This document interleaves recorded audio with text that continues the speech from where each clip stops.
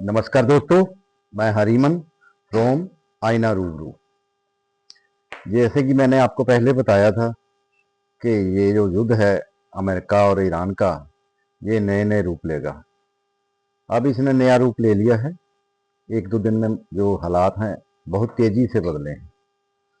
काफ़ी दिनों से इजराइल इस ताक में था कि मैं ईरान के जो ऊर्जा के संयंत्र हैं या उसके जो ऑयल के क्षेत्र हैं उन पर हमला करूंगा, और उसको सिर्फ यूएस के इशारे की जरूरत थी। और अभी ये भी पता चला है कि यूएस ने जिब्राल्टर जो है एक बे, वहां पर अपनी पनडुब्बियां परमाणु है वो तैनात कर दी हैं।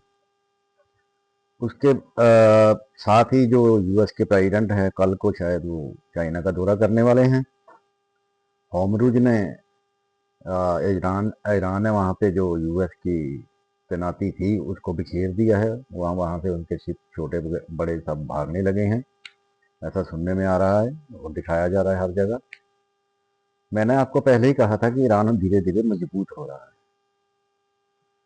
अब इजराइल को ईरान के और मुंह देखने की जरूरत नहीं पड़ेगी, क्योंकि ऐसी खबरें आ रही हैं कि ईरान ने 90% जो उसका यूरेनियम है उसको एनरिच कर लिया है।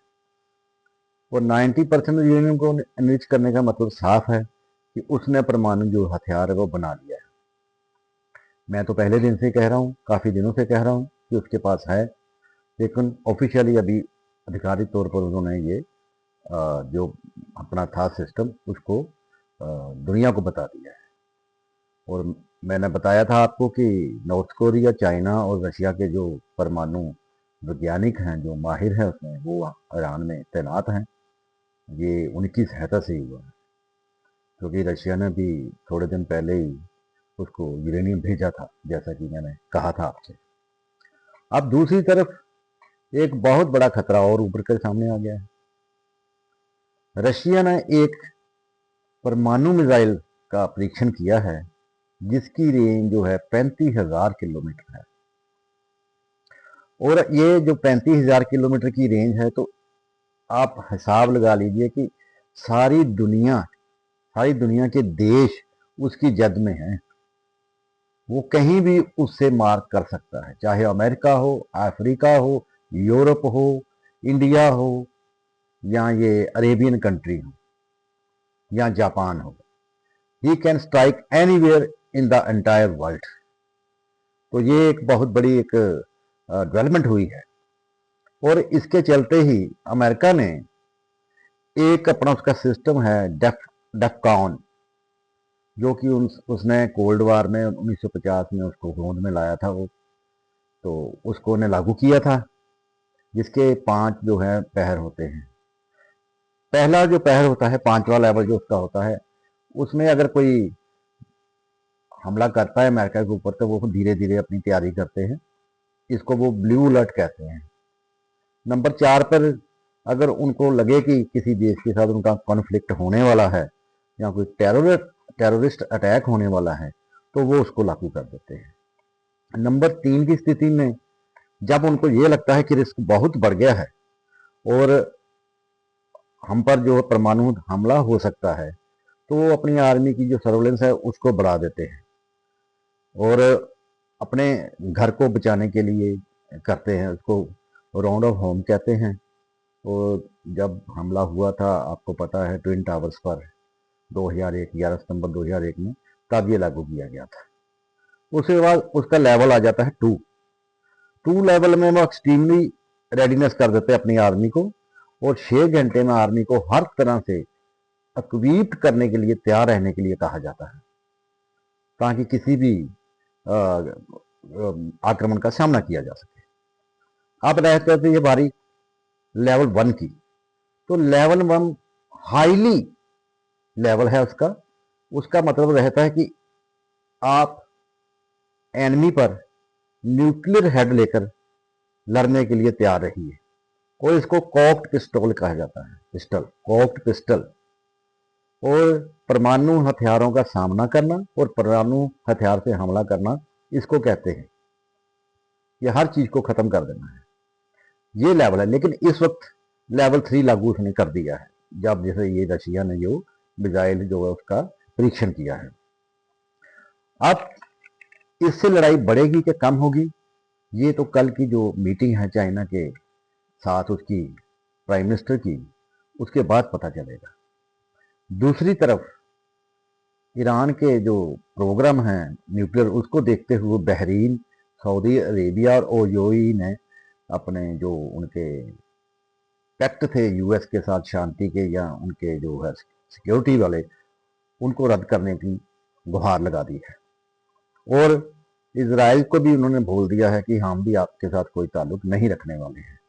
चाहे ये पिछले 2 दिन से खबरें आ रही थी कि आयरन डोम जो है इजराइल का यूएई में तैनात हुआ है, लेकिन आपने ये भी सुना होगा कि कई मिसाइलें आके यूएई में गिरी हैं।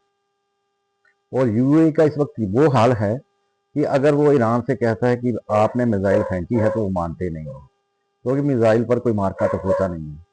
लेकिन यूएई को पता है कि ये जो हो रहा है ये ईरान के इशारे पर हो रहा है, ताकि जो यूएस का जो सिस्टम है वहां पर उसको रोका जा सके।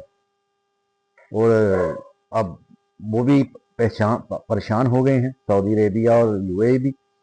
और जो उनके पास जो अपना सिस्टम है उसको वो अब अमेरिका के साथ पूरा नहीं चलाना चाहते हैं। दूसरी तरफ सीआईए ने भी अमेरिका राष्ट्रपति को रिपोर्ट भेजी है कि जो ईरान है उसके पास मिसाइलों का अलग अलग रेंज वाली का बहुत बड़ा जखीरा है। परमाणु बम उसके पास है। उसने जो अपना यूरेनियम है उसको 90% तक एनरिच्ड कर लिया है। चाहे जिब्राल्टर बे में यूएस ने अपनी 2 पनडुब्बियां जो परमाणु हैं वो भेज दी हैं, लेकिन उसने अभी उसको हमले के आदेश नहीं दिए हैं, क्योंकि वो जानता है अगर मैं हमले का आदेश देता हूं तो ईरान किसी वक्त भी इजराइल पर जो परमाणु हमला कर देगा, तो उससे काफ़ी जानी मानी नुकसान हो सकता है। और दूसरे जो उसके अलाइज अरब कंट्रीज हैं, सऊदी अरेबिया, इराक, ये जो अपने कतर हैं या दुबई हैं, जो भी है, और बहरीन या यूएई, इनको भी वो नष्ट कर देगा। और इनके जो तेल के भंडार हैं वो भी जलकर खाक हो जाएंगे। अभी तक तो अमेरिका ने ऐसा कोई आदेश दिया नहीं है। और दूसरी तरफ हो सकता है चाइना में अपने काउंटर पार्ट से जो बात कर रहे हैं वहाँ जाकर कोई ऐसा मसला उठाएं, क्योंकि यूएस जानता है कि ईरान के संबंध जो चाइना के साथ हैं बहुत गूढ़े हैं और अच्छे हैं, उसका कहना वो मान सकता है। जैसे कि आपको पता ही है चाइना, रशिया और ईरान एक है, और साथ में नॉर्थ कोरिया भी है। तो आप समझ सकते हैं कि जहाँ तक मेरा अनुमान है कि इस बात से कोई हल निकलने वाला तो नहीं है। अंत में यूएस को जो है उस खाड़ी के देशों से बाहर जाना पड़ेगा, क्योंकि अभी एक बात और पता चली है, अभी मैं पढ़ रहा हूँ ये आपके पास बातें। तो एक जो कैलिफोर्निया की मेयर है वो चाइना बेस्ड है, लेकिन पैदा वो अमेरिका में हुए हैं, तो वहाँ पे वो मेयर है। तो एफबीआई ने उसे पकड़ा है चाइना के लिए जासूसी करते हुए, और उसने खुद स्वीकार भी किया है।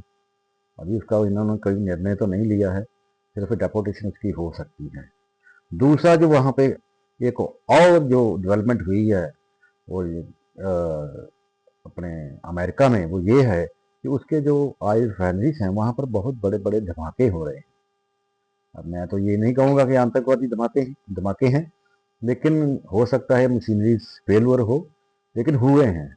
इससे भी वो चिंतित हैं अमेरिका, क्योंकि अभी उसके अगर तेल के जो साधन हैं वो नष्ट होते हैं तो नेचुरली उसको भी, उसकी इकॉनमी पर भी असर पड़ेगा।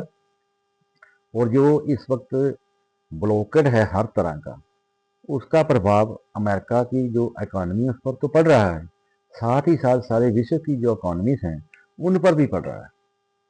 और हम अपने देश में भी देख रहे हैं, हमारे प्रधानमंत्री जी ने कहा है कुछ प्रतिबंध उन्होंने अपने आप पर लगाने के लिए पब्लिक को बोला है।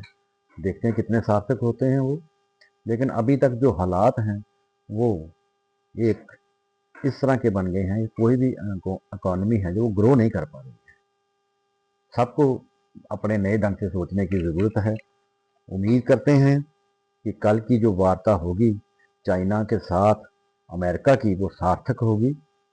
लेकिन एक बात तय है कि अभी ईरान जो है वो एक न्यूक्लियर जो नेशन है वो इमर्ज हो गया है, और इसका प्रभाव अब ये रहेगा कि अभी जो युद्ध छोटे मोटे चलते रहते थे खाड़ी के देशों में, वो अचानक से बंद हो जाएंगे, क्योंकि अभी सबको पता चल गया है कि उसके पास हथियार परमाणु हैं। तो मैं समझता हूँ कि इसराइल अब कोशिश नहीं करेगा।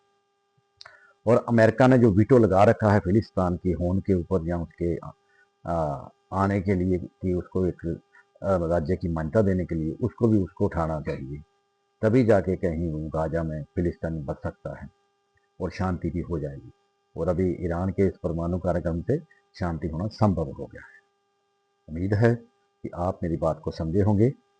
मैं कुछ दिनों के लिए यहाँ नहीं था, तो आपसे आज रूबरू हो रहा हूँ। चैनल को सब्सक्राइब करें, इसको और लोगों तक पहुँचाने में, शेयर करने में मदद करें। आपका धन्यवाद। नमस्कार, सत श्री अकाल, आदाब, थैंक यू वेरी मच।